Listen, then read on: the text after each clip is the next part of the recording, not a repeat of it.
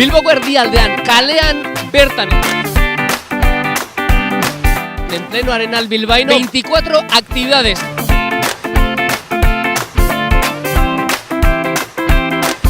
Hemen denek hartu dezakete parte lagun artean. Eta kiroltasunez gozatzeko.